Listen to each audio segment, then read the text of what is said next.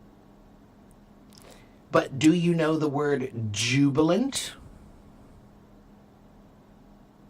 Jubilant.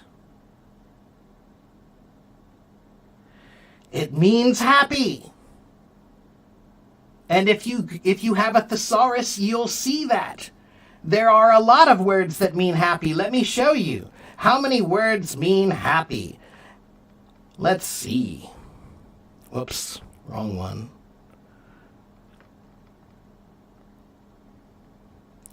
Happy, cheerful, delighted, ecstatic, elated, enraptured, exultant, glad, gleeful, jolly, joyful, joyous, jubilant, merry, mirthful, overjoyed, thrilled, upbeat, blessed, blissful, blithe, content, contented, convivial, gratified, peaceful, pleasant, pleased, satisfied, sparkling, sunny, tickled, blessed, can't complain, chipper, chirpy, flying high, gay, intoxicated, laughing lightly, or almost the same thing. Okay? And you can explore vocabulary this way now. It's very easy if you use thesaurus.com. When you're on thesaurus.com, you can click on happy, and then you'll see jubilant, and you'll say, oh, jubilant, I don't know that one. Click on jubilant, and then you can explore jubilant, and click on another word, you can explore that. And they'll show you how they're used in sentences. Okay, now, sometimes you might accidentally use the wrong word. Maybe you say jubilant, but it didn't really work in that sentence. So what? So what? That's how we learn. That's how we learn what words work and don't work, by trying the word. Sometimes you try and it doesn't work, and then you know it doesn't work, and now you know don't use it that way. So try. Go ahead and try to say, how are you today? I'm jubilant. Oh, wow, he's jubilant. That's happy. All right? Now, is jubilant a common word? No, not really. Okay? Not really. So, yeah. So the point is, a thesaurus is a wonderful way to explore vocabulary because you can look at the words that you know, and then they'll show you words that mean the same or a family of words. They're related. Okay? And then you could say, oh, look at all the related words. Yes, the thesaurus shows you synonyms. That's right. And there are so many.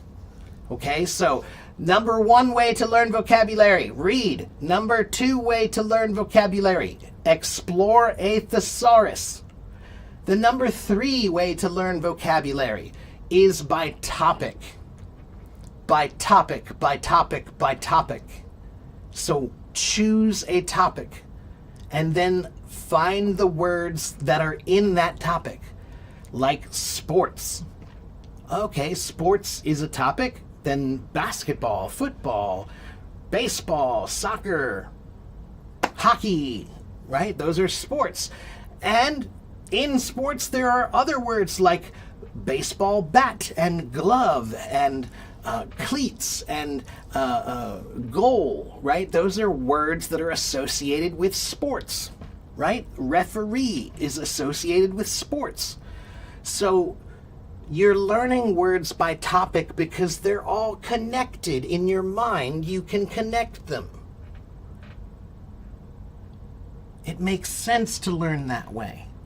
If you just choose 5 words from the dictionary every day, oh, I'm going to learn 5 words. I don't know which 5 words, any 5 words. They're not related. I don't know how to use them. I don't know where to use them. I don't know when to use them. But I learned 5 words. That doesn't work well. But if you learn words by topic, now you know how to use those words because you know the topic. When you learn from the thesaurus, you know those words because they're related to words that you already know. When you learn by reading, you learn words by story. You're creating a picture in your mind that needs to you have to fill in the picture. So when you see a word you don't know, you learn it, and then the picture goes bing. Oh, that word is that picture. I get it now. So there are 3 ways to learn vocabulary, and there's one more. The other way that I like to learn vocabulary, now this is not for beginners, this is more for advanced or intermediate learners. There's something called etymology. Etymology means the history of where words come from and how they've changed over time. And English words come from many places, many languages, and many English words have really interesting stories behind them. If you learn the story, you know how you're saying, I can't remember the words, Teacher Mark. I need to memorize because I can't remember them. I have to memorize them.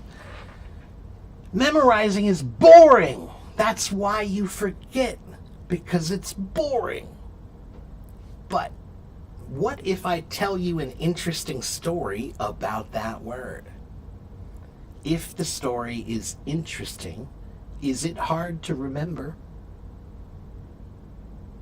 No. If it's interesting, it's easy to remember. You don't have to try to remember. You will, because you want to, because it's interesting.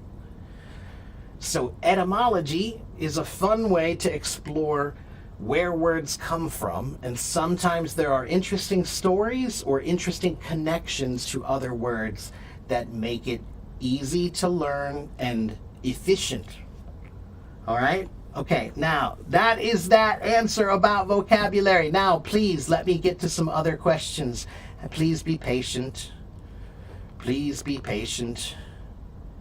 All right, next question. Wow, so many, too many. I'm way behind.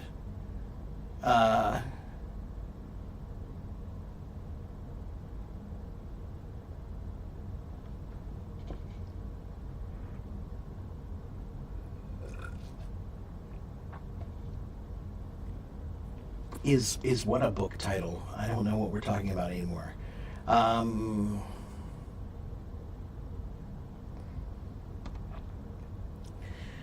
Hello, Romana.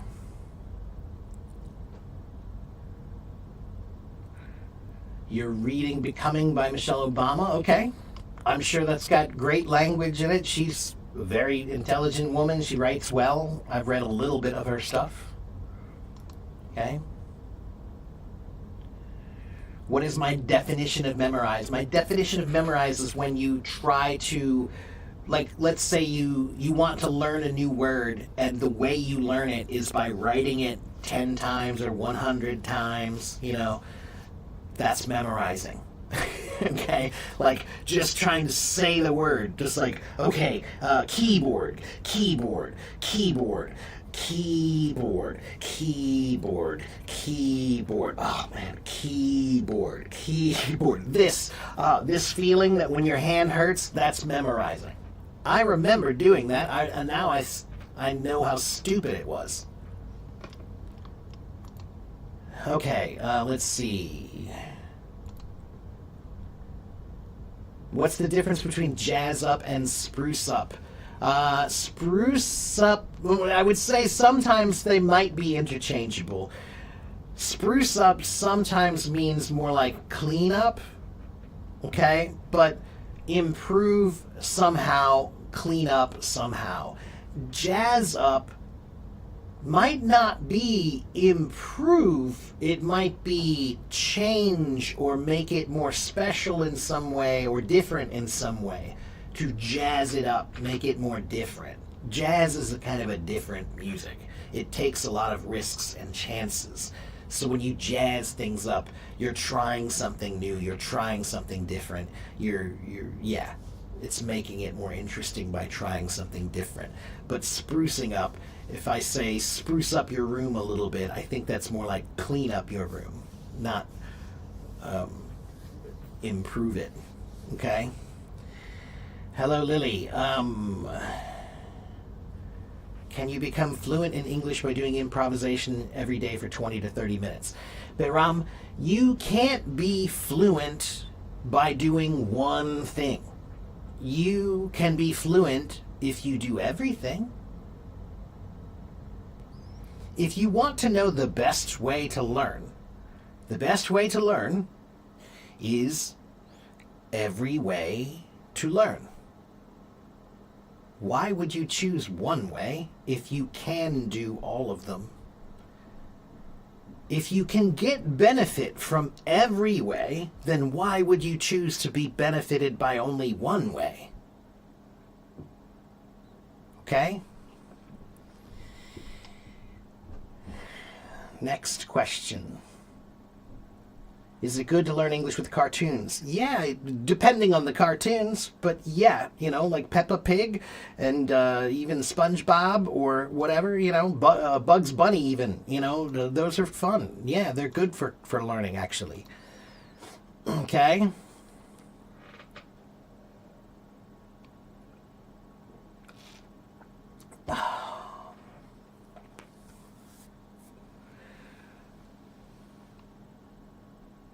Okay, the next question is what? Bloom, are you asking the difference between increase, amplify, and fortify? Increase is a general term. It means just more of. Increase, more of. Decrease, less of. Amplify is a word that is often used with sound, right? So a microphone will amplify my sound through a PA system, right? A speaker, okay? Or a guitar, when they plug in the guitar is in the amplifier. It makes it louder, okay? So the original meaning of amplify is talking about sound being louder. However, the word amplify can also be used to talk about any effect that becomes more. So the effect was amplified. All right, means increased in that case. All right, fortify means to make stronger. Think of the word fort. What is a fort? A fort is a building for like a castle. Okay, so castles must be fortified. That means to make them stronger. Okay. Okay, let's see. How many lessons with you do I need to learn how to study effectively? I don't know. I mean, it depends on you, because I don't know how much you need to know or how much you don't know, right? So it could be one lesson, it could be 30 minutes. Maybe I just need to explain some simple things to you. Maybe it's probably maybe you need a package of lessons, 4 lessons or 8 lessons or 12 lessons. Within 12 lessons, definitely, I can teach you how to study effectively. Definitely within 12. But I can't tell you how many because it depends on you. It could be 1 lesson for some people. It could be 12 lessons for some people. Okay? Okay, next question. Please be patient. To learn new words, can I keep a journal of what I do every day? Sure. Yeah, that's another way to learn new words. Yes. Yeah.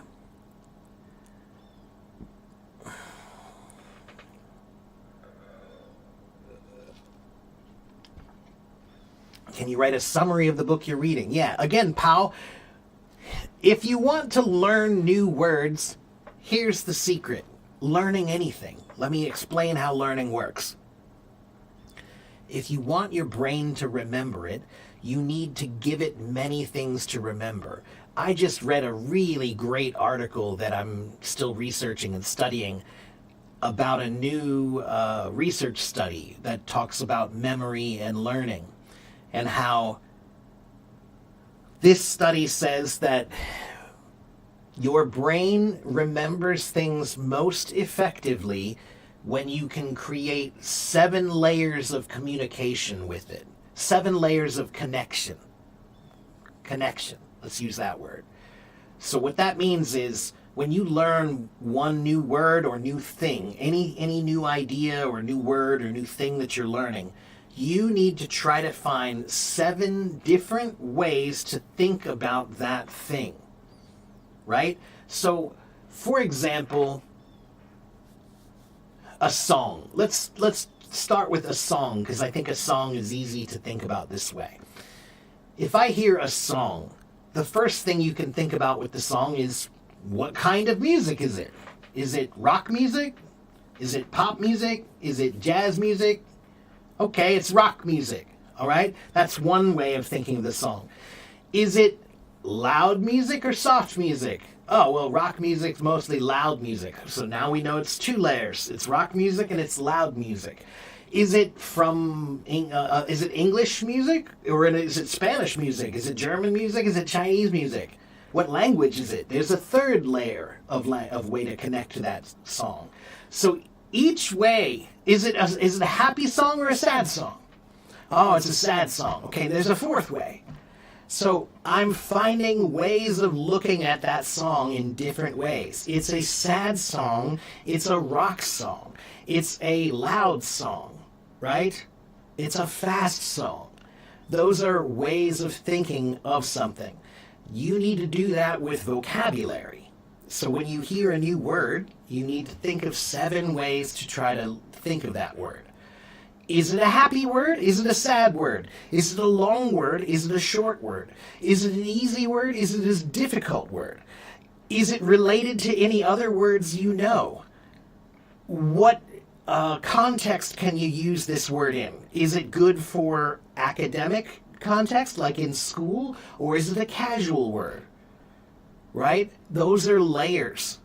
And if you can relate to a word in 7 ways, you will remember it. Okay? But the point is, your brain learns by making connections. And if you make multiple connections to one piece of information, you will remember. But memorizing is trying to make a weak connection one time over and over. And it doesn't work. It's not strong. It easily falls apart. Okay?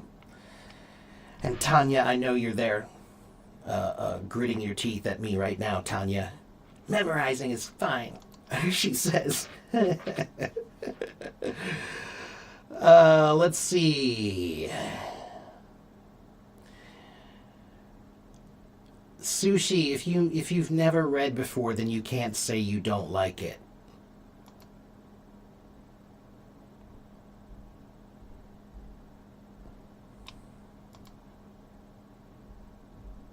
I can tell, Sushi, you can't read because you can't sit still. If you learn how to sit still, you will learn how to read.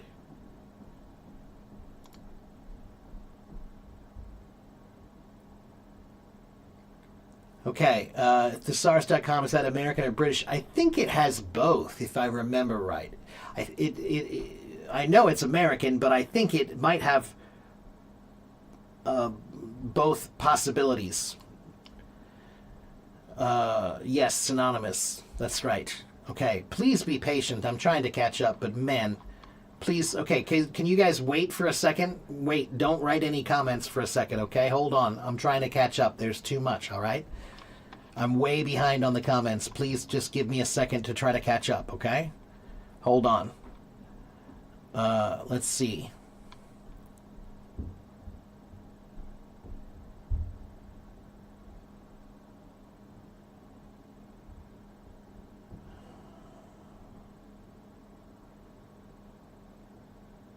The origins of the word. That's right, etymology. How old am I? I'm older than the flowers and younger than the mountains.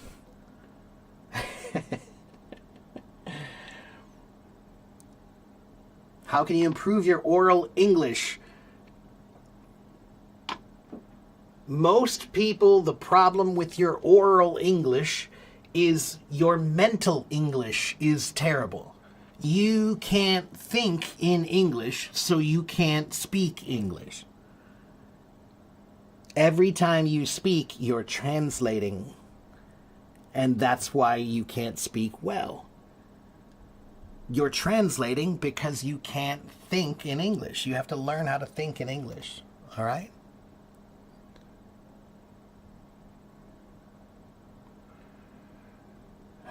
What is always? Always. I mean, if you want to learn something, I want books, I want videos, I want apps, I want teachers, I want friends, I want live streams and podcasts and everything that I can get to learn.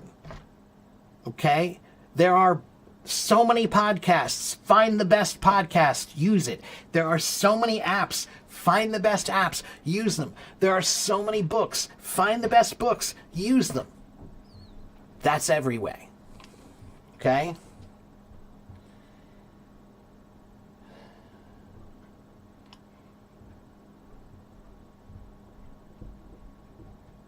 My YouTube channel is right here. Sorry, I'm trying to catch up. Here's my YouTube channel.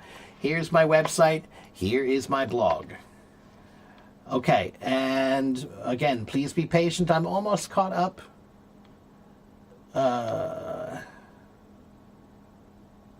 Which of the books have I read that's most valuable to me? I don't know. That's so many. There's so many. The other day I was talking about Plato's The Republic. That was a very important book to me. She gets a lot of controversy, but Ayn Rand's The Fountainhead was a book I read when I was 20. That was important to me. There's a book called Awakening the Buddha Within. I read that when I was 20. That was important to me. The Count of Monte Cristo, fabulous book, Alexander Dumas. It's a wonderful story of fiction, romance and revenge and rich people and poor people and yeah. So there are many books, so many books. It depends on, there are so many things. Okay? Do I use the best of friends often? Do they sound archaic? They became the best of friends. I don't think it sounds archaic. No. And I don't use it often, but I won't say I shouldn't use it, and I won't tell you shouldn't use it. Larry, you sound like your English is pretty good, or you're pretty serious about making your English pretty good. So if you like to say they were the best friends, then say it. Okay? You wonder where I am right now? You mean I live in the United States, in Cincinnati, Ohio. 在美国就是中部. Okay, there's a very... Which one do I think is more natural, relaxed, or relaxing? Both are fine, Larry. They just express it differently. There's a very relaxed atmosphere in the school. There's a very relaxing atmosphere in the school. They're the same thing expressed different ways. One is present progressive and one is, past sense, right? Can I explain British culture? I don't know. I'm not British. How can I explain British culture? I can explain American culture to you, but next question is tired and tiring. Is the words most tired? Yeah. Tiring would be the more formal answer in that case. Tired would be more like a casual way of, that's such a tired question. That's tired. But that's more casual, almost slang when you say that particular version. Tiring would be the correct way. Tired would be more casual slang. Okay?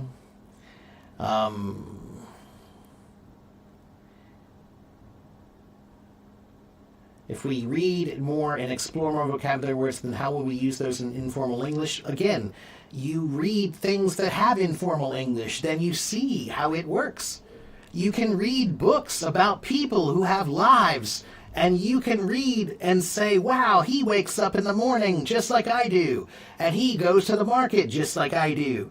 There are books that have real life, like life stories that you can read and hear how people talk. Okay? read how people talk at least. Okay. Next question. Hello to everyone. Hello, Islam. Thank you for coming again. Hello, Carlos. Thank you for all the gifts, everyone. I appreciate it very much. If you don't know who I am, hello, my name is Teacher Mark. I've been on Hello Talk a long time. 12 years I've been on Hello Talk. And I have about 84,000 followers here on Hello Talk. I am an English teacher. I have been on here streaming for 5 years. I have done more than 2,000 hours of teaching, more than 1,200 live streams. Okay? So if you're looking for help, then you should come and watch and listen. But you can't get all your help in 1 minute. So come and watch and listen. All right? Okay, everyone has their own way of learning. For me, listening is best, but someone might be more of a visual learner. So, Pao, interesting you should say that. That is the way we used to teach people, that everybody has their the way that works best for them, right? He's a visual learner, he's an oral learner, right? She's a, tactile learner, right? Meaning doing things or listening to things or whatever. It's still true, but not entirely true, okay? The new way of thinking about learning is that, yes, everybody does have some ways of learning that they are that are more beneficial or easier for them, right?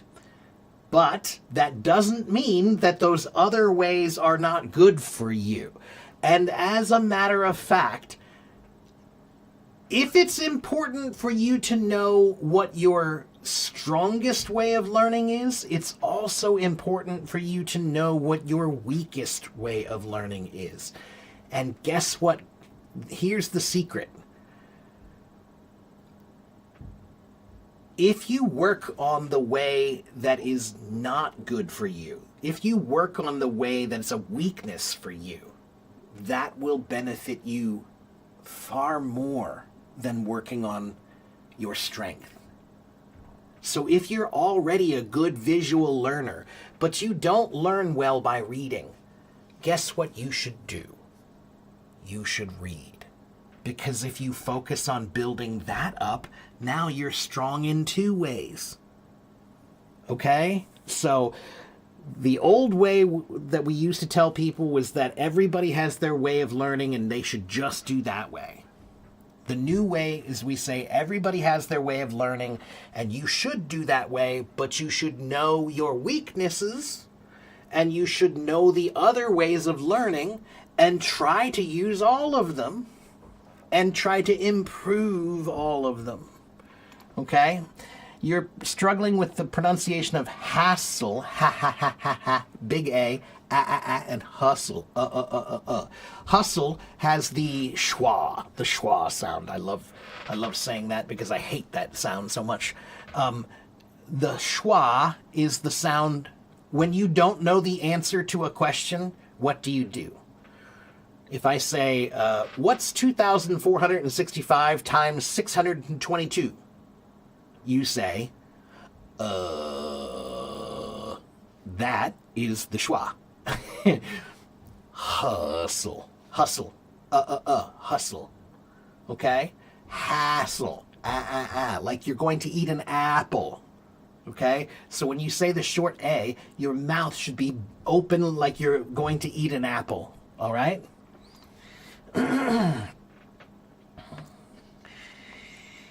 I'm just teasing you, Tanya. I'm just teasing you. How to think in English. Okay, so Shirley, this is for my Chinese followers who are here. 大家听我，明天如果你很累，不想我很累，你想 I'm tired. 明天如果你很饿，不想我很饿，你需要想 I'm hungry. 明天你需要试试看想简单的主意用英文。Okay? 听得懂吗？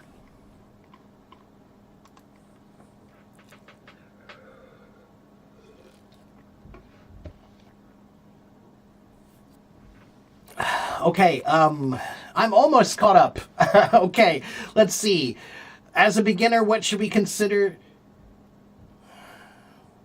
Shall we consider it nothing more than communication or anything else? Javid, that depends on you. Language is whatever you need it to be.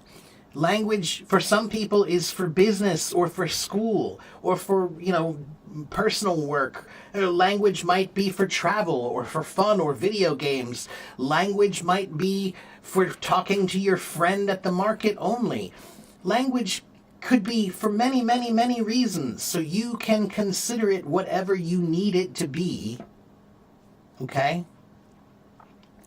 Okay.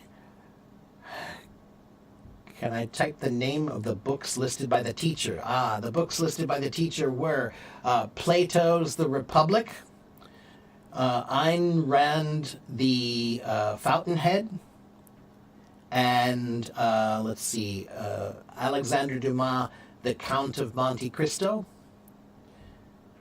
And I think the last one I said was Awakening the Buddha Within. 4 very different books. Let's see. What do I think of the book, The Power of Now? I've never read it, so I can't comment on it because I've never read it. What does low key mean? Mona, low key kind of has a few meanings. It depends on the context.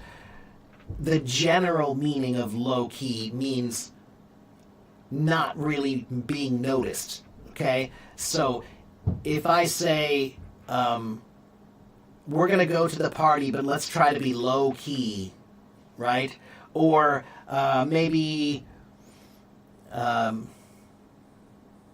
going to go try to borrow the car keys, but I'm going to try to be low key about it. It means not get noticed, don't draw a lot of attention, just be like, oh, hey, I'm going to borrow the keys for a minute, okay? Yeah, okay, bye. Low key. Don't say, hey, do you mind if I borrow the car because I really need it because I need to blah, blah, blah, blah, blah, blah, blah, blah, blah, blah, blah. That's not low key. Low key is, oh, hey, I'm just going to borrow the keys. Bye. Okay, that's like not drawing attention, okay?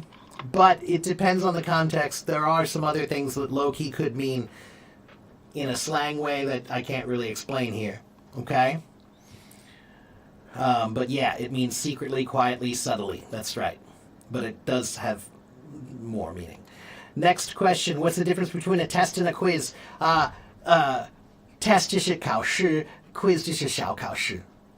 That's all. They're just small tests. That's it. A quiz is something that sometimes they don't tell you they're going to have a quiz, right? A test, there's a test on Friday. But sometimes they say it's a pop quiz. Pop quiz means you don't know that there's going to be one. They just say, there's a test today, pop quiz. Okay, and quiz just means a few questions, maybe 3, 4, 5 questions, not a lot. A test is many questions, okay? Usually. Next question. Hello, Sila, I'm fine, how are you? Let's see.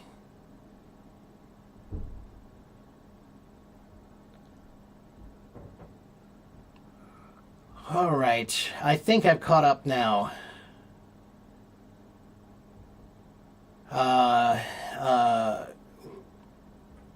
Wayne, I did live in Taiwan for 4.5 years. But my Chinese wasn't that good when I lived there. I did go to a university there for 6 months. But most of my Chinese is self-taught. For many, many years I've been teaching myself. That's why my Chinese is very weird. I know the way I say things is not the way a native would say them. I don't really care as long as you understand me. I'm not trying to impress anybody. I'm just trying to communicate. Okay? Yeah. Anyway, next question. Can I use Middle East to mean the central part of a country? Right. Larry, that's a good question. In the United States, if you say the Midwest is an area of the United States. I live in the Midwest. But it's confusing because if you look at the map of the United States, where I live is not really the West, it's actually the East. It should be, I live in the Mid-East of America. But if we say the Middle East, in America, people will think that means Saudi Arabia, Iraq, Iran. That's the Middle East. Okay? It's a very weird thing, the way those terms developed historically. If you learn about how they developed, then it makes more sense, but it's still confusing and strange. Okay? So, what I would tell you is, Larry, if you use those terms, the best thing to do is to over clarify. So you should say the Middle Eastern part of Canada, the Middle Eastern section of Russia, right? That way you're clarifying what you mean, okay? All right.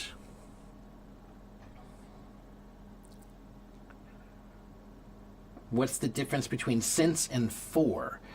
I have known him since 5 years. I've known him for 5 years. Right. So if you're talking about the past, wait, I think I have notes about this. Let me find my notes. Wait a minute. Yeah.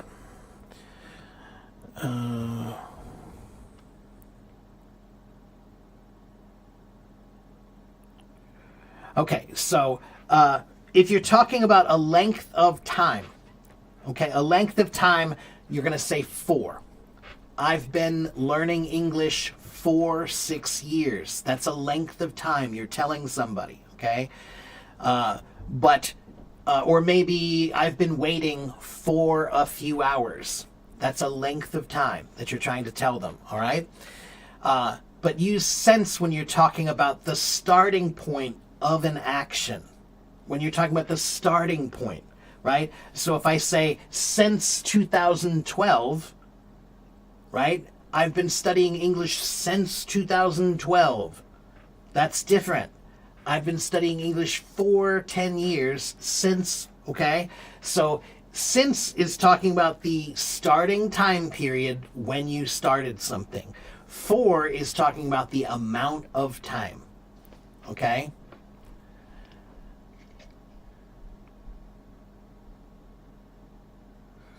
I try to speak English, but when I talk to native speakers, they speak differently from the English I learned in school. Yeah, that's true.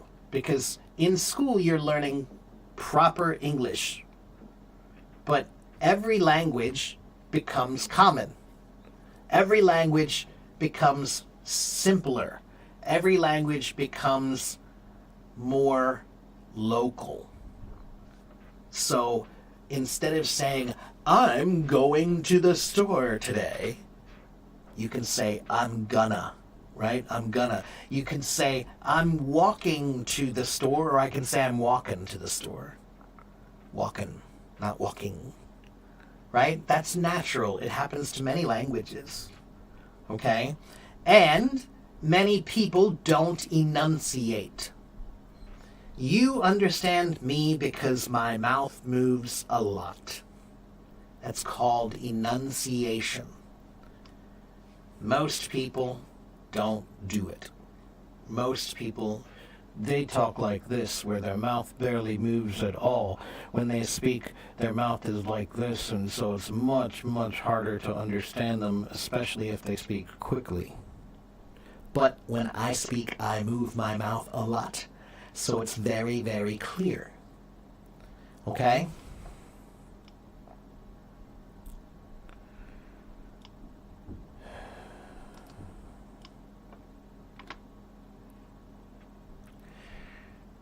Let's see. Since 5 years ago, 4 or 5 years.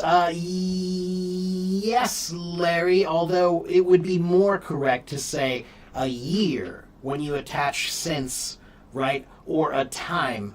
right? Since 12 o'clock. I've been waiting since 12 o'clock. I've been waiting for 2 hours since 12 o'clock, right? So when you say 5 years, that sounds like a time period. You said ago, but that helps, but it also makes it somewhat unclear. Since 5 years ago, that seems a little awkward, okay?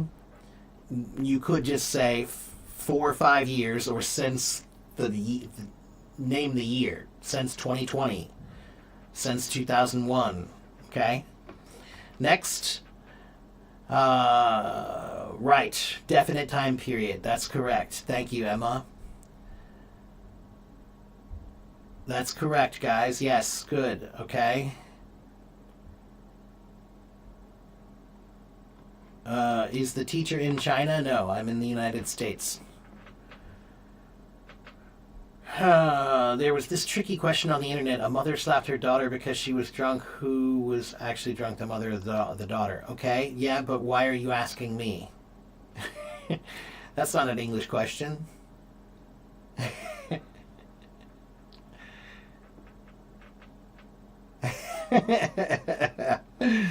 I'm trying to understand, like, why do you need to know? Is that a test question? I don't think it is it? Oh, just for fun. Okay. Well, Yash, they're both drunk. Just for fun. Since it's for fun.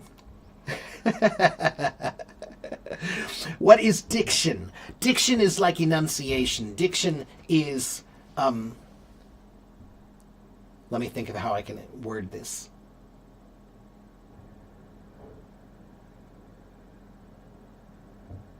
To enunciate is the verb. Diction is the noun. Enunciation is a synonym for diction. Okay, let me see what it says here. The difference between diction and enunciation. I think I know, but I want to be sure.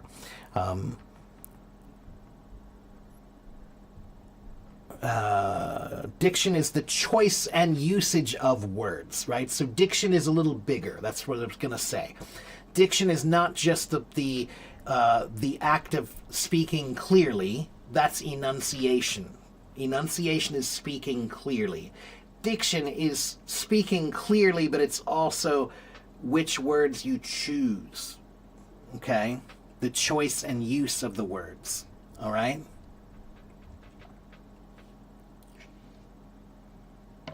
And yes, you can say someone has good diction. Yeah. Articulation is, again, slightly different. Articulation refers to movement. To articulate well means the movements are very well done. So articulation is about the movements of the mouth. So enunciation requires great articulation. Okay, it requires great movements. Okay, they articulate well means they move well. Okay,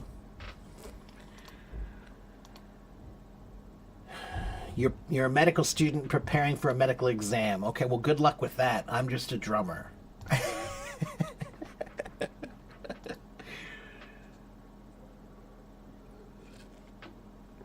Diction is kind of exaggerating speaking, choosing the words. So enunciation is more like exaggerating for clarity. Diction is more like the words you choose. It's partly the clarity too. I think to have good diction, you must have good enunciation, but it's also about word choice too, right? So I don't think you can have good diction but bad enunciation. I don't think that's possible. I think you can have, when you have good diction, it means you must also have good enunciation already, and then your word choice is also very good. Okay? Should you learn business English? I don't know. Should you? That depends on you. And I see over here in my YouTube, hello to Akram and Christian, hello, thank you, yes. Zoe, hello, always good to see you. And Christian Nieto says, any advice on how to identify the right words when people don't pronounce them clearly?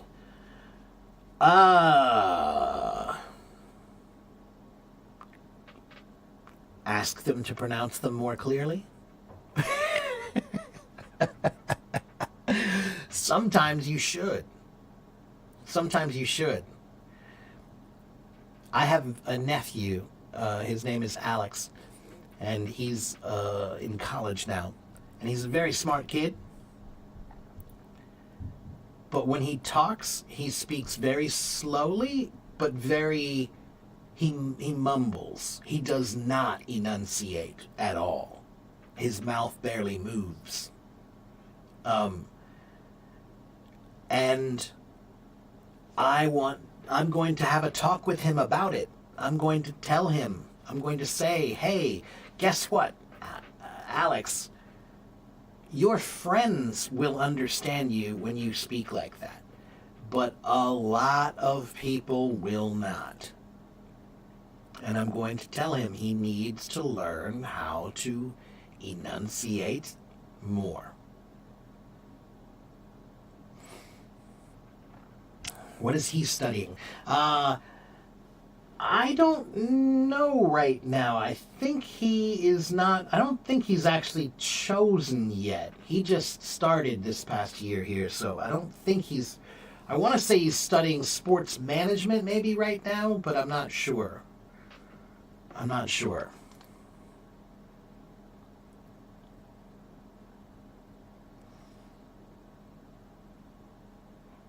Yeah, if people don't understand, if people don't say something clearly, then you should say, huh?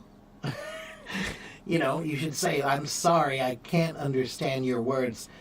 What you can do is blame yourself, all right? Blame yourself. Say, I'm sorry, I'm sure your English is great, but my English is terrible, so I can't understand you. Can you say that again? Can you say it another way? Something like that. But blame yourself so that it doesn't feel like you're attacking their English. You're saying, I don't understand you because it's my problem. Okay? Hello, Lynn. Do I have any plans for the weekend? Nothing fun. Nothing fun. A lot of yard work. Winter is coming soon, so there are a lot of things I need to do before winter comes. Yard work stuff. A lot of yard work. And tonight I'm going to make a yummy pasta dish. I have an idea for making well, not an idea. I've made it before. I'm going to do a shrimp and sausage pasta with red pepper and zucchini, and it's going to be good. I'm looking forward to it. This morning I made some delicious potato pancakes. They were awesome. He is at the University of Tennessee. Bellin. Do I think to do here is best changed to be done in this sentence? With so much work, with so much homework to do, her playtime is now very limited. Let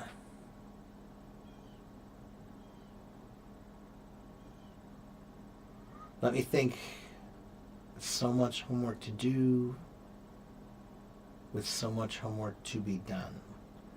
Again, Larry, it's talking about the same thing in two different ways. To be done is like a list of chores that you have to get done. To do is just an open future, right? So really it's the same thing, slightly different way, okay? Is there any way to know if a letter in a word is silent or not, like pterodactyl or tsunami? If you know the history of the words, then yeah, you'll know. Like, pterodactyl is a funny word. Pterodactyl is a kind of dinosaur, right? And The first part, P-T-E-R, that word means wing. Terra, the P-T-E means wing, okay? And then the dactyl in Greek or Latin, I can't remember, I think it's Latin, it means finger. Finger. So pterodactyl means winged finger. And the reason why is because when you look at this dinosaur, the wing has one big long bony finger running along the front of it. That's the front of the wing, like a finger. So that's what it means. And that word, the first root part of that word is related to the word helicopter. Helicopter. Many people, when they hear the word helicopter, they think that it's divided by saying helle and copter. But no, the division is helico and pter. Helico means spiral. Spiral. That's helico. P-T-E-R, we just said it means wing. So helicopter means spiral wing. Pterodactyl means winged finger. Tsunami is from Japanese. That's why it has that spelling and pronunciation. But is there any way to know? Only if you know the history of the words. Yeah. How much time should I spend learning a language? All of your time. That's how much time you should spend. How much time should you spend? You should spend all of your time. If you want to do anything well, you should spend all of your time. Hamad, let me ask you a question. When you want to be great at something, do you think about how little you should do or how much you should do? Nobody who wants to be great thinks about how little they should do.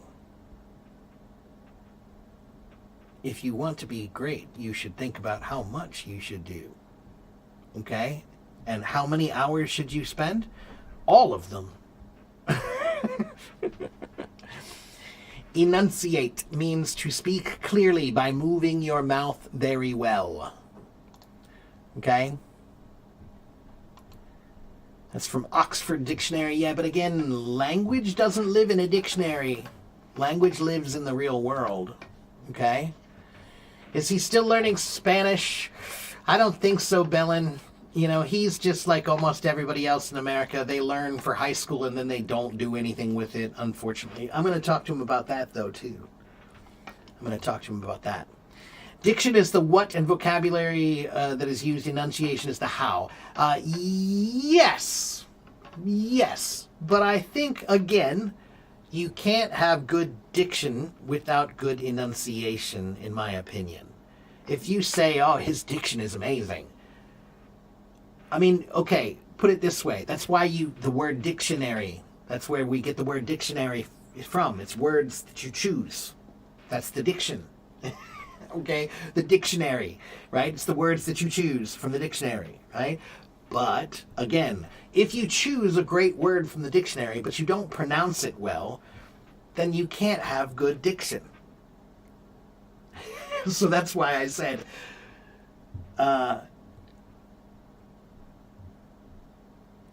all enunciation is diction, but not all diction is enunciation.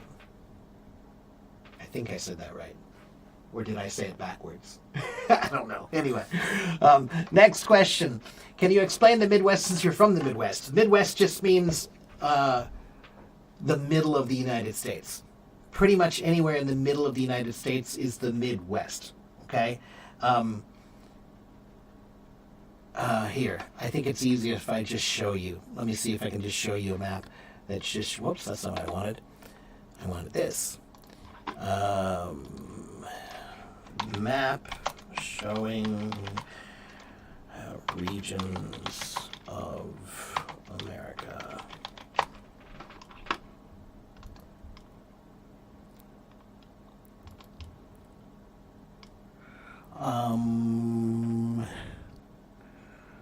Ooh, that's interesting. Okay, I'm going to show you this one. Yeah, this is the basic 5 regions of the United States, okay? Now, there are other maps that divide it into more regions, but in general, I think it's best to look at it like 5 regions of the United States, okay? Here you go. Take a look at this.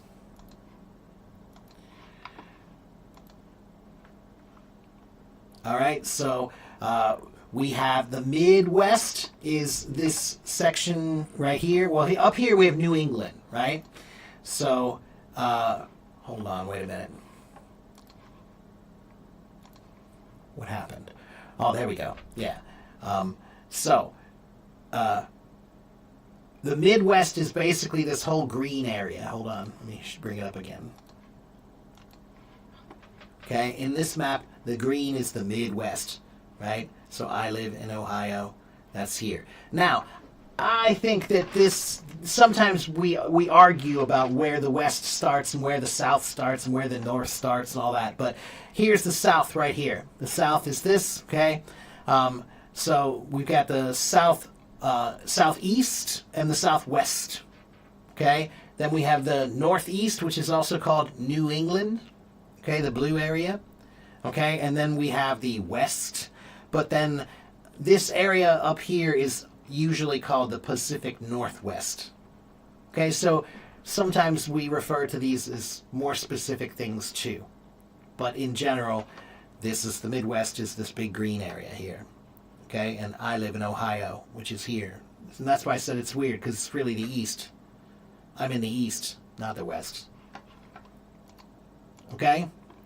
So there you go. Let's see. You want tips about learning vocabulary? If you want tips about learning vocabulary, then I will give you this article that I wrote about tips for learning vocabulary, because I already talked about vocabulary today. So if you want my best answer about vocabulary, go here. Read that. That's my article about vocabulary. Okay, please be patient. I'm almost done here. Let's see.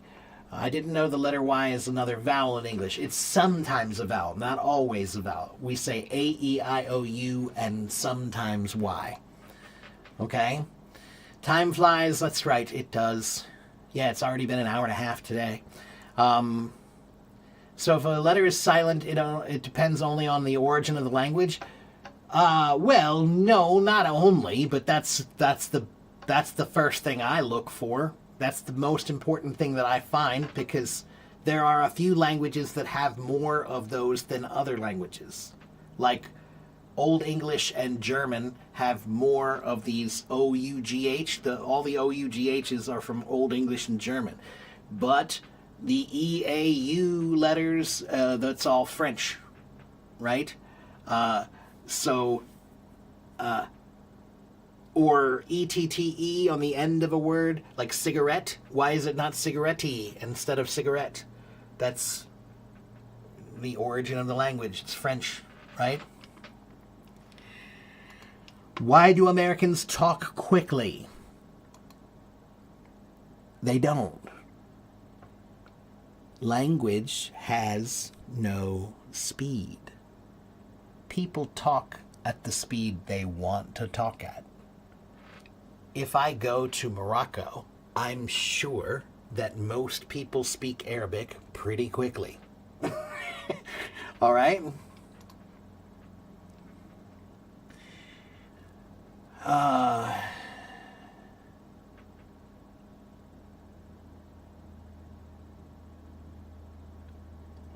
Adrienne had to choose French this year, and she hates it because of the pronunciation. I know.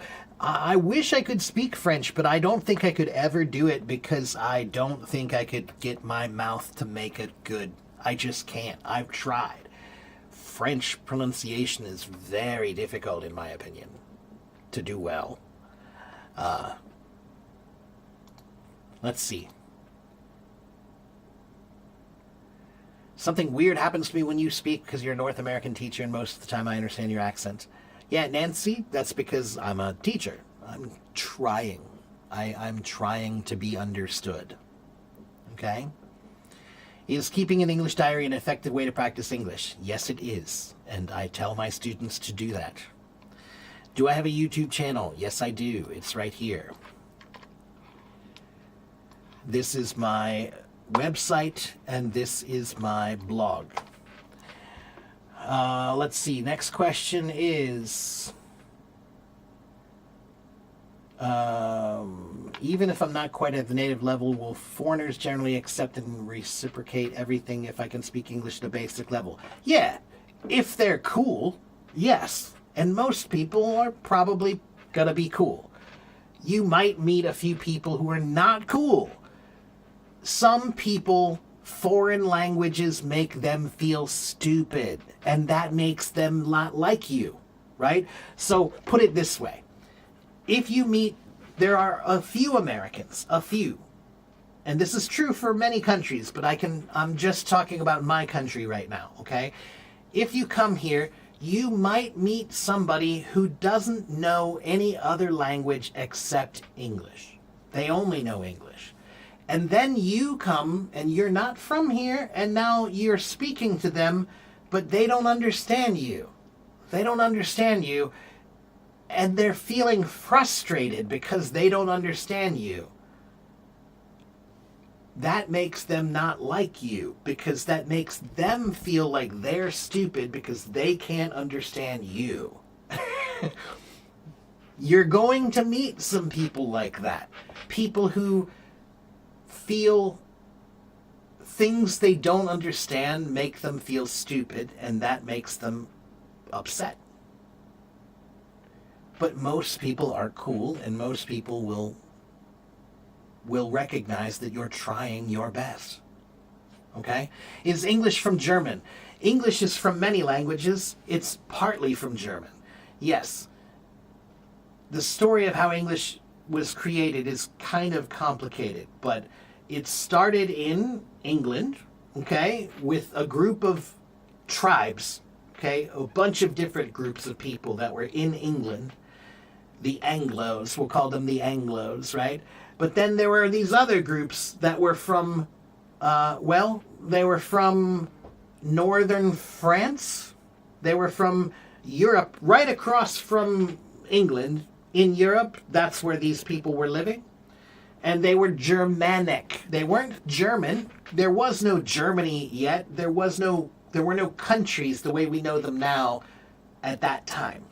Okay? So there were groups of people who lived in these areas. All right? So there were some groups that came from Europe, and they went over the water into England, and they mixed with the people who were in England, and they became the Anglo-Saxons. And that mixed with the northern European people because there was a lot of war, fighting, and trade. Okay? Because of the wars and the fighting and the trade, English had a lot of influence from the northern European languages. Norse, it's called Norse languages, right? So it has influence from English, from Germanic, from Norse, and then also at that time, the biggest empire in the world was the Roman Empire at that time, or at least the biggest empire in that region was the Roman Empire. And the language of the Roman Empire was Latin. So Latin is a huge influence on English. And because the English and the French, they fought a lot, and they traded a lot. Back and forth they fought, the English and the French. So English also has a lot of French influence. So English is related to Latin and Greek because of the Romans, French because of the fighting with the French, Norse because of the fighting and the trade with the Norse, German, and English. Okay? And there are also other influences, but those are the primary influences of English and how it began. Okay? You have an American accent, you'll work as a customer service representative in the UK, and you're worried about their accent. I think that you'll be fine, probably, Norman. Probably you'll be fine. Enunciate, Norman, as much as you can enunciate. The British appreciate enunciation. Okay? So if you speak clearly, they will appreciate it. Okay? Now, some of them, yeah, maybe they will speak in a way that will be difficult for you. Okay? Do the best you can. I have faith in you. I think you can do it. That's the most complete answer you've ever received? Well, there's a lot more to it than that. That's a very short answer, actually. It's much, much more complicated than that. That was just a very quick answer about the basic influences of where English comes from and why is it so complicated. That's why it's so complicated, because there are so many languages. But I mentioned Latin and Greek and French and German and English and Norse, but it also has influences from Hindi, and it also has influences from Arabic and from Persian and from Italian and from Spanish and from Chinese and from Japanese. Yeah. English is crazy. It's a complicated language. It loves to add more. It loves to adopt things from other languages. Every language does that, but I think English does it maybe more than most languages. Okay? Yeah, Norman, you'll be fine. You'll be fine. I'm sure you're going to have a few times that are going to be frustrating or stressful. Those will be good times because that's when you're going to learn. Okay? If you never go through stress, you're never really pushing yourself. Okay? Stress is not always bad. Stress is bad when you have no choice but to have it and there is no remedy for it. That's when it's bad. But pushing yourself to do difficult things is stressful. But that's good stress. That's good stress. Speaking of French, maneuver. Yeah.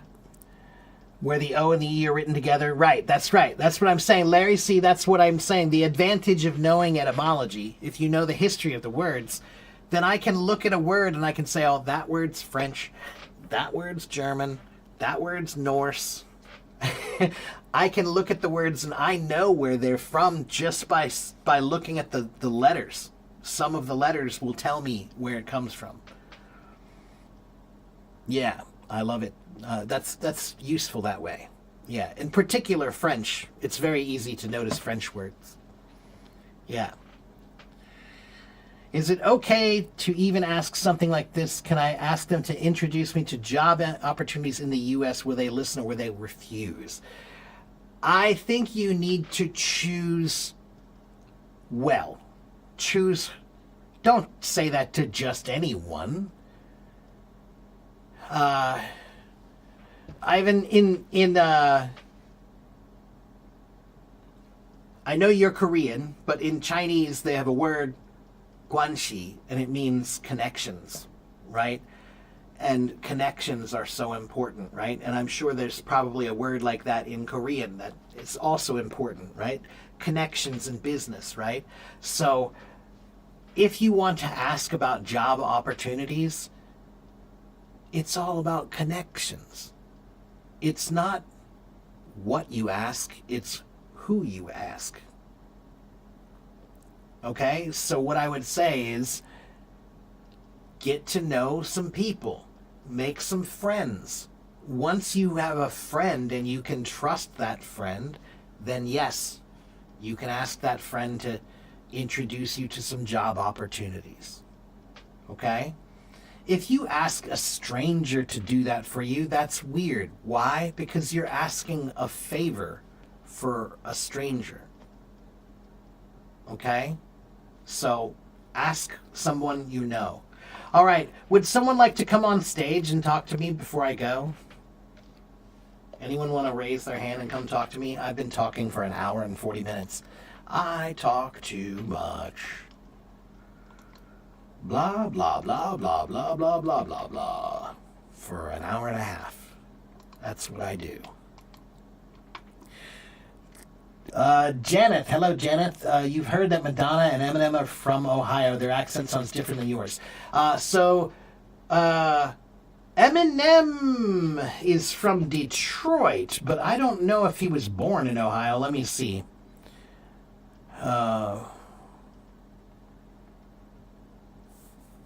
If he was born in Ohio, I'm going to guess he was born in the far north, probably near Toledo.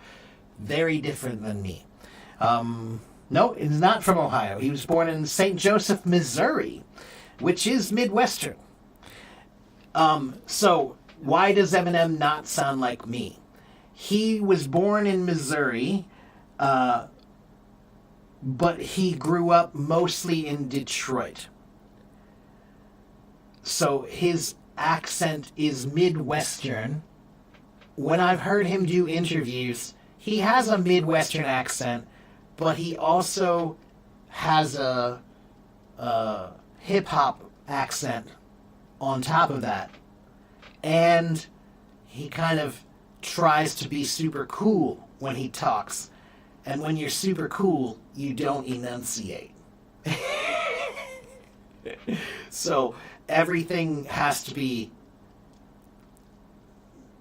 said in a way that's not very clear, right? So Eminem's accent has nothing to do with where he grew up, really, or where he was born, I should say. Madonna,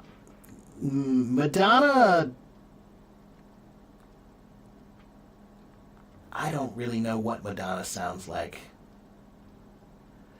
I mean, in the 80s, she sounded like she was from New York. She was born in Michigan. So Michigan is north of me, right? Just north of me.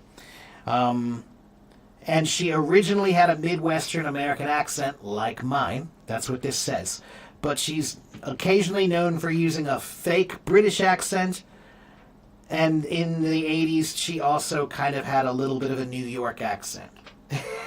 So Madonna's accent is manufactured. She created her accent to go with her personality. But her original accent is this one. Yeah. Okay.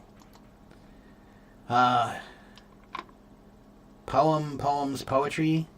Can I explain the difference? There is no difference. Poem is singular. Poems is many. Poetry is the art. Okay? So I like to write poetry. That's the art. I like poetry. That's the art.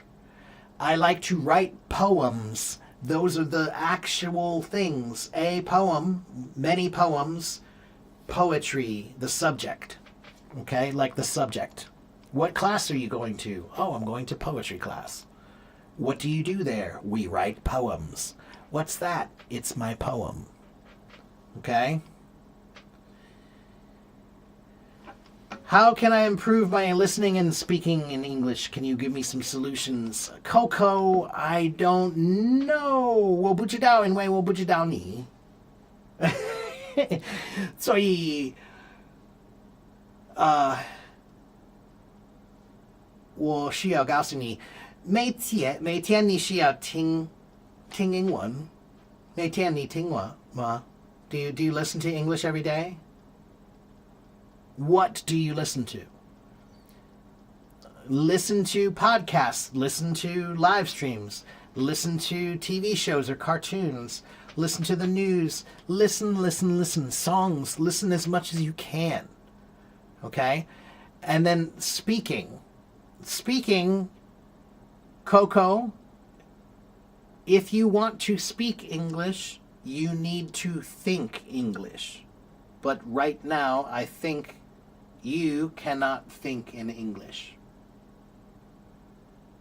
If you can't think in English, then you can't speak well. So tomorrow, I want you to try to start thinking in English. Just on the simple things. Just the simple things, okay? So if you're hungry, think I'm hungry in English. If you're tired, think I'm tired in English. If you like something, think I like that in English. If you don't like something, think I don't like that. I want, I like, those are simple. Simple, simple, simple things. So, tomorrow, try to teach your brain, teach your mind English. Okay? Is there a culture of reciting poetry in Americans' daily life? No. Only for people who love poetry, maybe. But not as a cultural thing, no. Certainly not. No. Have I listened to the Irish accent before? Yeah, sure, Norman. Half of my family's from Ireland. Oh, it's the Irish accent. Oh, yeah. Top of the morning to you. Yeah, that's the Irish accent. Tis a fine, fine accent.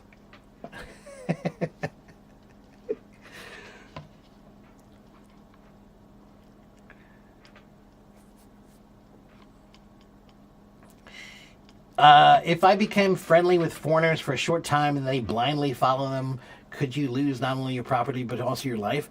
Sure. Yeah, you could. But I would tell you that you could do that with anyone. It doesn't have to be a foreigner. If you follow anybody that you don't know well blindly, you can lose your property or your life. That has nothing to do with foreigners.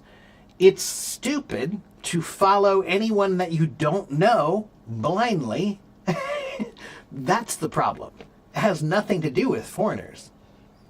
You could find one foreigner who's a great foreigner and he does great things, and maybe you blindly follow him and everything works out wonderfully because you blindly followed a wonderful man. So blindly following is the problem, and then who you blindly follow, that's also your problem. You chose to blindly follow that guy. He's not a smart guy. Don't blindly follow dumb people. Certainly. You shouldn't blindly follow anyone. But if you're going to blindly follow someone, I hope they're smart.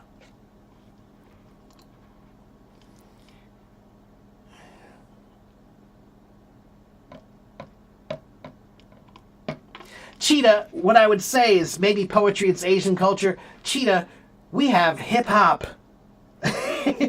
That's poetry. Hip-hop is poetry. We have songs. You know, we have poetry. People do read poetry, but it's not a cultural phenomenon like we wake up in the morning and read a poem. No. That is definitely not an American thing. Unless you're a poet. Maybe your father is a poet. That's what he does. So your family loves poetry. So you do poetry. Sure. There are some, a few, like that. But the majority of people, no. Okay?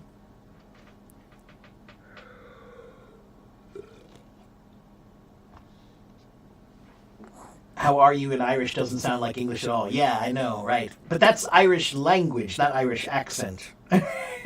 That's different. That's like Celtic. Yeah. Can I speak slowly until you understand? Sometimes I speak slowly and sometimes I speak quickly. I have 84,000 followers. I speak for all of them. Sometimes it will be hard to understand because I'm speaking quickly. Sometimes it will be easy to understand because I'm speaking slowly. Try. Okay?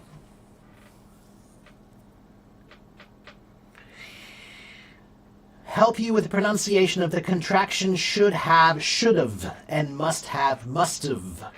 Should've, should've, div. You have to practice the DV sound. Should've, div, should've. And must've, tuv. Okay? So practice the DV and the TV together. should have, could have, would have, must have. Okay? Hello, May. You tried improving, but grammar and reading tests make you crazy. Yeah, I hate grammar too, and I'm an English teacher. But you need it. It helps you understand things better if you learn it the right way. The problem is many people learn grammar with the wrong way, or they learn grammar in difficult ways, or they learn grammar in a way that doesn't really help you understand more. It helps you understand less. But if you do know grammar, most of it, the important parts of grammar, then it will help you to feel more confident.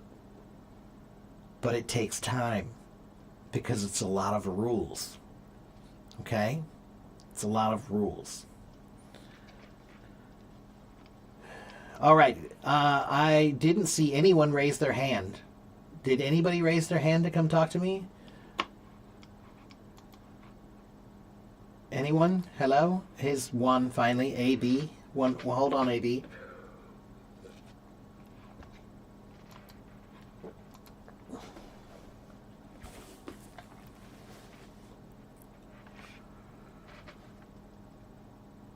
Hello, Sam. How's it going? Hello, how are you? Yeah, I'm pretty good. Good. What about you? And you're in Uzbekistan, right? How's yours? Yes, absolutely. I'm from Uzbekistan. Great, wonderful. And what can I do for you today? So, I want to find a solution for a problem in IELTS reading. Is it possible to give in any tips for this? The IELTS test, all of those tests are hard because they have a timer. That's why they're hard. There's a time limit. So Yeah. what you have to practice is doing things under a time limit. This is something that many people don't practice. You practice writing, but you don't practice writing under a time limit. You have to practice with a time limit so that you can get used to the time. That's the thing that you have to be most confident about. And sometimes you might need to develop a method that helps you to do it more quickly, right? So, for example, reading. Maybe you need to practice speed reading. You need to learn how to read faster. There are techniques that you can learn. There are things that you can practice where you don't read every word. You read every few words, and then you guess the meaning. And it happens quickly.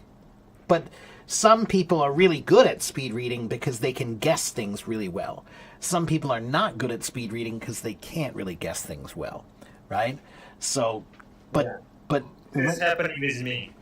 I don't know why. yeah, My listening is not bad. My writing and my speaking is, I guess, it is also not bad. But my reading, it is not rising. For 6 months, I'm practicing every day. I'm trying to do analyzing, but it is not working. Any okay, techniques? okay. So 6 months is pretty good, but let me ask you a question. Tell me, do you like sports? I don't just like it, even I adore it because Okay. I'm a professional athlete, mixed martial art. Whenever, like every day, I go to gym to Okay. practice my skill. Okay, Yeah, changing. so then if I told you I want to do mixed martial arts and I'm going to practice for 6 months and in 6 months I'll be a master. Do you think that that's true? No way. That's super hard. More than, around 20 years to become a professional athlete mixed martial art. Right. That's not easy. Right. So that's my point. My point is that people talk about language like it's easy. Like, oh, language, I can do it in 3 months, no problem. 6 months, no problem. No, I'm sorry, but no. If you look behind me, I'm a drummer. I've been playing drums for most of my life. It's a long time. So when somebody says, I play the drums, you play the drums, fine. Are you a drummer though? That's a big difference. Yeah. Right? So it's one thing if I fight, okay, I can fight, but am I a fighter? That's the same thing, right? So that's what I tell people about language. Language is like being a musician. When you learn the piano, you're never finished learning the piano. You work forever. When you learn to play the drums, it's forever, right? So Yeah. every language is the same way. It's a forever thing, right? So my point is, your 6 months is good, but you need to think about it just like your martial arts. You need to think about it like this. This is going to take time. It's a discipline. You have one advantage. There are some people in this world that they've never developed a skill in a serious way. They've never really seriously worked on something hard for a long time. If you have, then you know what that means. You know what it means to work really hard and study and to focus on something. But if you've never done that, then it's hard to understand, right? So just like me, I'm a professional musician also. And yeah, I have put thousands and thousands of hours of practicing and learning and studying and working and experience playing. So yeah, it means that I know what it means to be serious. And you do too, right? So next time when you talk about 6 months, 6 months is not this, 6 months is this. You know? Actually, I've been learning English for 3 years, but I've been into IELTS for 6 months. Okay. They improved, but reading, that's getting super challenging, honestly. Okay, so how often do you read? Every day. Okay. Every day I'm doing one passage. Okay. Analysis. All right, that's good, but no, I want you to read. I don't want you to read for the test. I want you to read. There's a big difference. Reading for the test, one. Can I open one secret? Yes, sure. Go ahead. As a person, I'm not a library person, and then in my life, I had never read any books. Okay. All right. Well, guess what? It's time to start. I felt I got bored or whenever I read books. All right. Okay. So let me ask you: do you know who? I feel. Do you But know? I have. Yeah, I understand. Many people feel bored when they're reading books. Many people, it's hard to read books. Let's start with this first. Because you're a martial arts guy, do you know who Bruce Lee is? Yeah, exactly. Okay. I find it interesting to martial art with the help like Bruce Lee. Yeah. He's huge in America. When I was growing up, he was a huge star, and I've seen all his movies.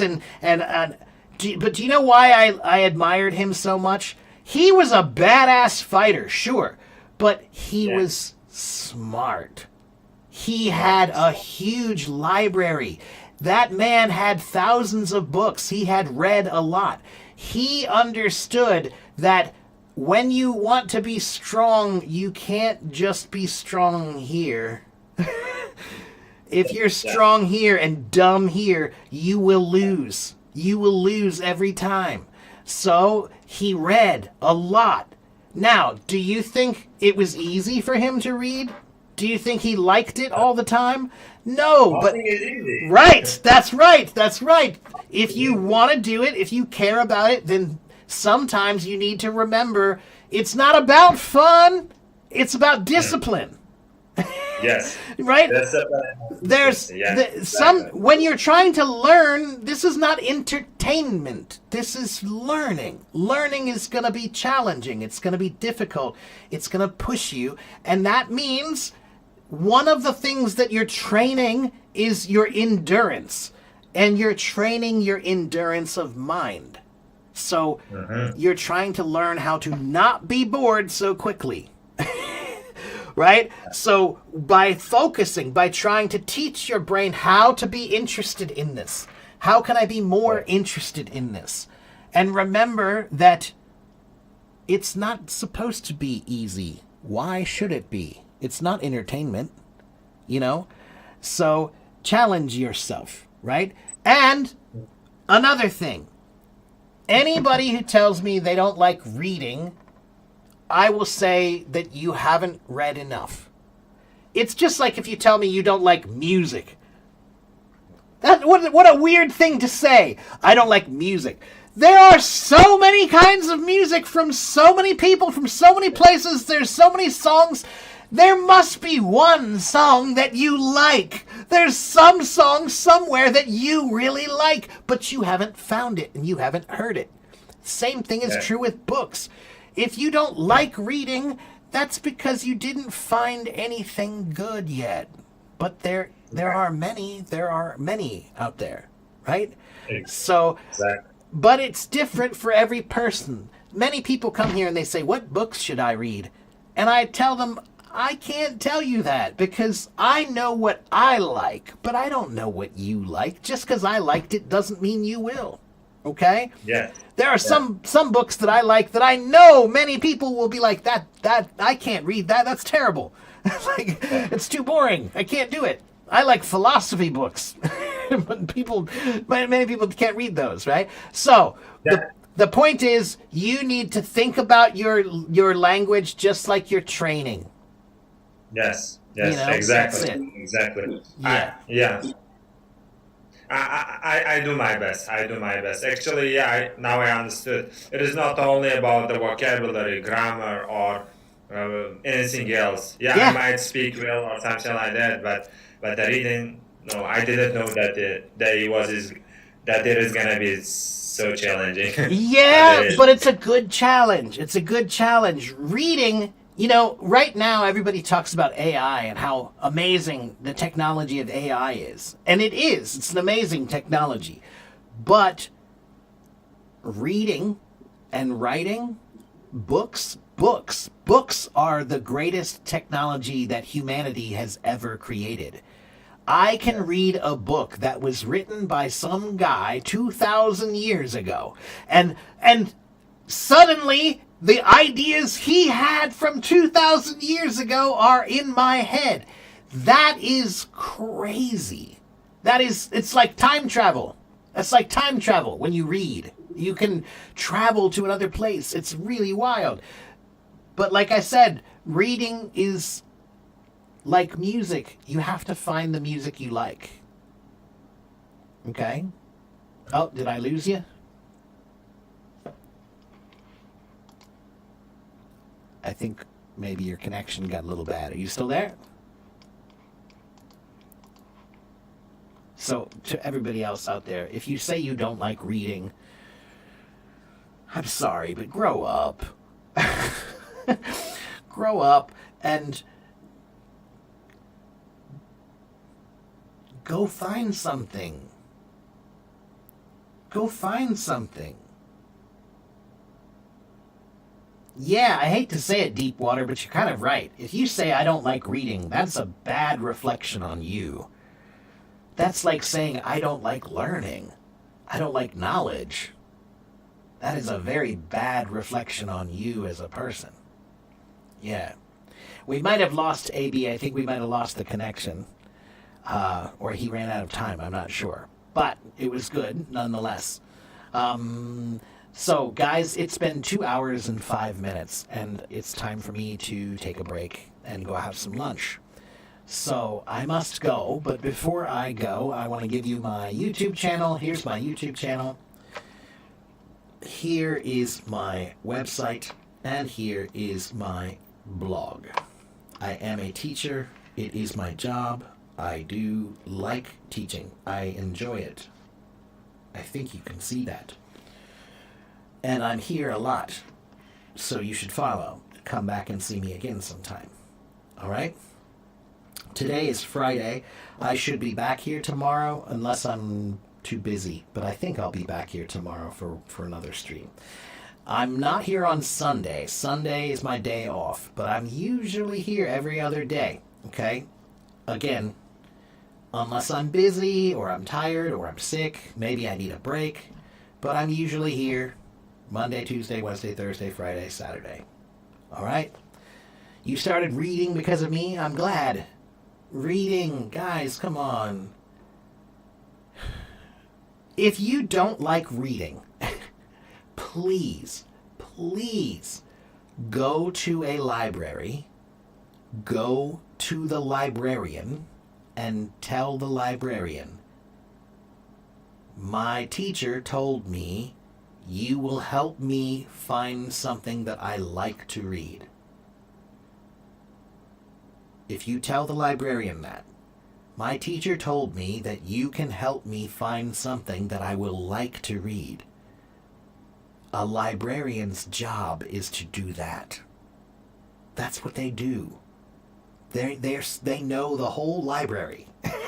They will help you find something you like. All right? All right. Yeah, thank you. Thank you, guys. Thank you, guys, for watching and following and participating. And come back and see me again. And have a good morning. Have a good afternoon. Have a good evening wherever you live. And I'll see you guys next time, okay? Bye, everyone.